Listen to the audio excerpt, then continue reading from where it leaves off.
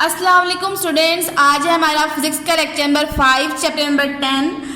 Chapter का name है हमारे पास simple harmonic motion and waves. पिछले लेक्चर में हमने क्या किया था कि ये चैप्टर जो था वो हमारा कंप्लीट हो गया था, लेकिन इश्यूज आ रहे थे कि पहले वाले लेक्चर में जो था मेरी स्पीड बहुत ज़्यादा थी और बच्चों को कुछ समझ नहीं आ रहा था, वॉइस का इशू था। और उसके बाद एक और लेक्चर में क्या था कि वॉइस जो थी वो म्यूट हो गई थी लास्ट से। तो मैंने आपके सारे प्रॉब्लम्स को सॉल्व करने के लिए सोचा है कि मैं एक जो है चैप्टर की समरी के लिए एक वीडियो बना दूं।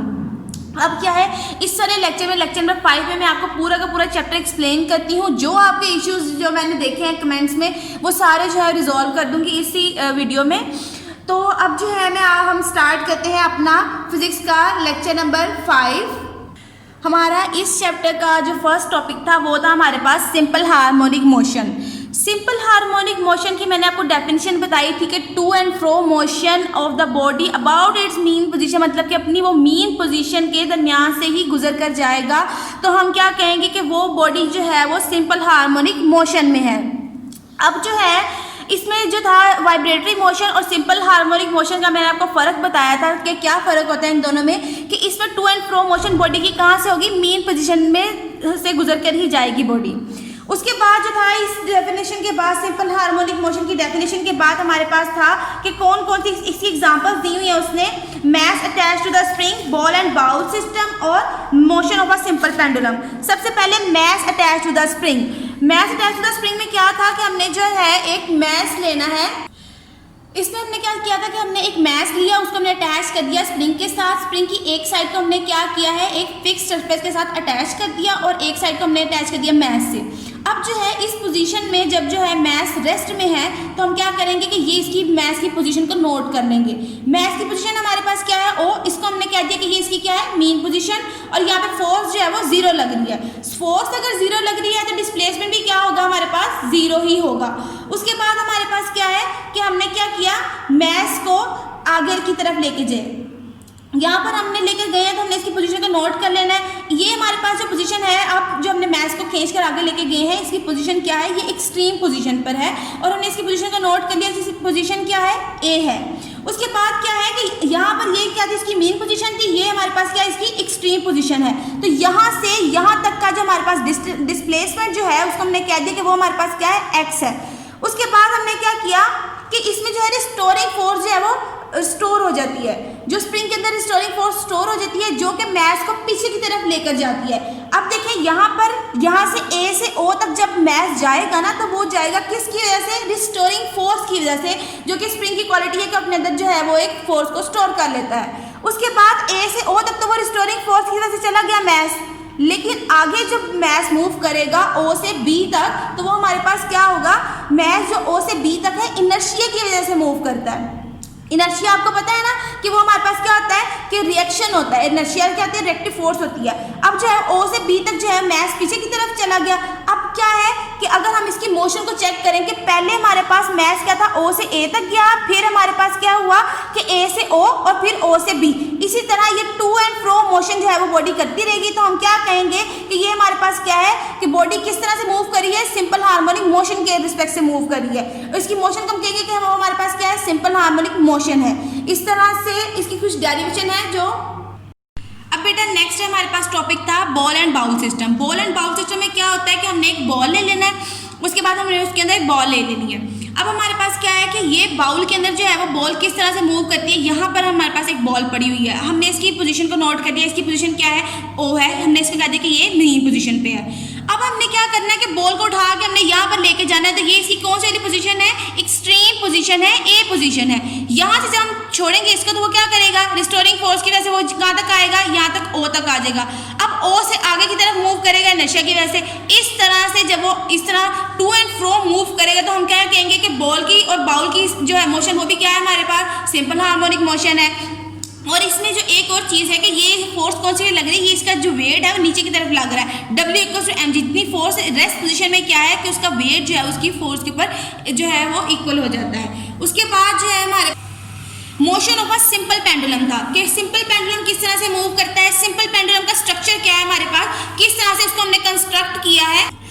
इसमें क्या होता है, एक स्ट्रिंग होती है, उसके साथ एक जो है बॉब अटैच होता है। स्ट्रिंग की एक साइड को हमने किसी फिक्स सरफेस के साथ अटैच कर देना होता है।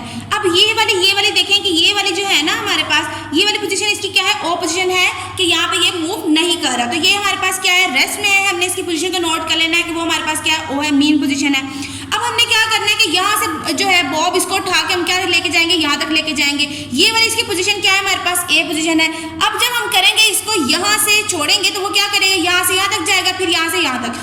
अब जो बॉब को यहाँ से यहाँ तक कौन लेके जाता है, इसका ये जो है हमारे पास, इसको हम करते हैं रेक्टेंगुलर कंपोनेंट्स में डिवाइड कर देते हैं। एक होता है हमारे पास mg cos थीटा और एक हमारे पास होता है mg sin थीटा। ये वेट के हमारे पास कंपोनेंट्स हैं।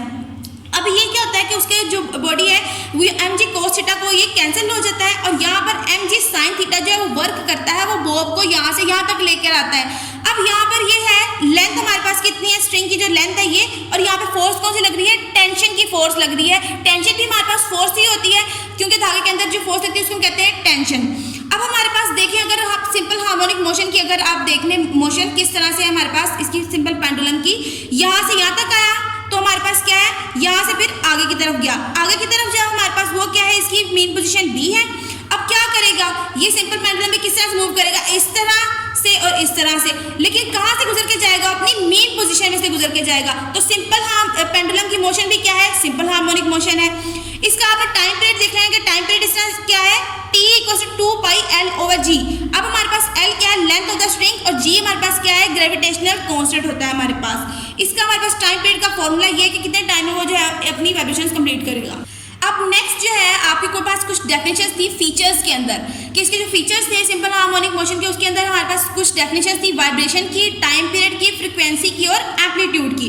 अब हमारे पास वाइब्रेशन की डेफिनेशन क्या है, अगर जो है वो यहाँ से यहाँ तक अपनी मीन पोजीशन से एक्सट्रीम पोजीशन और फिर उसके बाद जो मीन पोजीशन से इस तरह से पूरा राउंड ट्रिप जो है अगर कंप्लीट कर ले तो हम कहेंगे कि उसने क्या किया है कि एक अपनी वाइब्रेशन को कंप्लीट कर लिया है।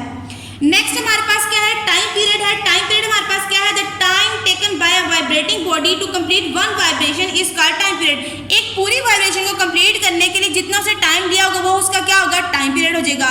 उसके बाद फ्रीक्वेंसी क्या है कि कितनी वाइब्रेशंस जो है एक सेकंड के अंदर कंप्लीट हुई है उसको हम क्या कहेंगे कि उसकी क्या है, फ्रीक्वेंसी है।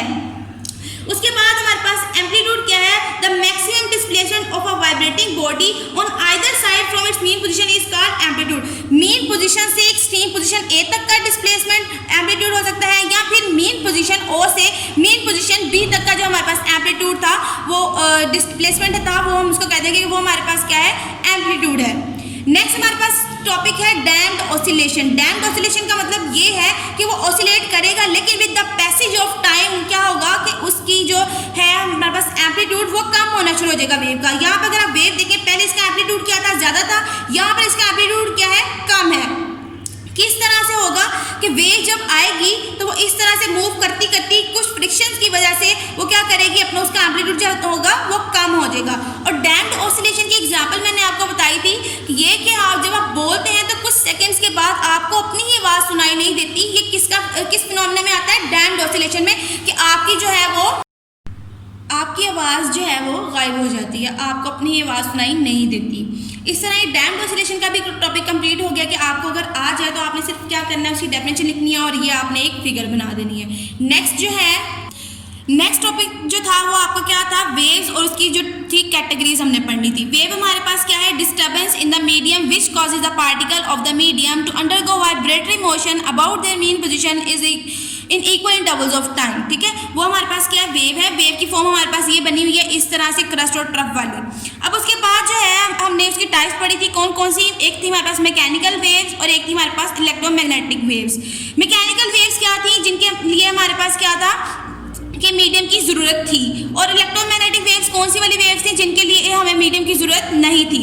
नेक्स्ट हमने टाइप्स पढ़ी थी किसकी, मैकेनिकल वेव्स की। मैकेनिकल वेव्स की हमारे पास दो टाइप्स थी, एक थी हमारे पास लॉन्गिट्यूडनल वेव्स और दूसरी थी हमारे पास ट्रांसवर्स वेव्स। एक हमारे पास लॉन्गिट्यूडनल वेव्स और एक ट्रांसवर्स वेव्स। हमने पहले पढ़ा था कि लॉन्गिट्यूडनल वेव्स क्या होती हैं। लॉन्गिट्यूडनल वेव्स किस तरह से हैं, वो हमारे पास स्प्रिंग के अंदर हम लॉन्गिट्यूडनल वेव्स किस तरह से प्रोड्यूस कर सकते हैं। हमने क्या किया कि एक जो है स्प्रिंग की एक साइड को अपने हाथ में ले लिया और एक साइड को हमने किसी पर फिक्स सरफेस के साथ जो है वो अटैच कर दिया। अब आप आपने क्या किया कि उसको इस तरह से वेव जो है यहाँ इस डायरेक्शन में मूव करेगी। आप जब वेव किस तरह से मूव करेगी आप उसको खींचेंगे और इस तरह से अगर वो करेगा तो यहाँ पर ये जो लूप्स देखें, आप देखें ये वाले लूप्स जो हैं वो एक दूसरे के करीब हैं, बहुत क्लोज हैं। और यहाँ पे क्या है कि थोड़ा सा आगे जाके नेक्स्ट फिगर में क्या है कि थोड़ा सा आगे जाके लूप्स करीब है, मतलब कि वेव यहाँ से चली थी और यहाँ तक पहुँच गई।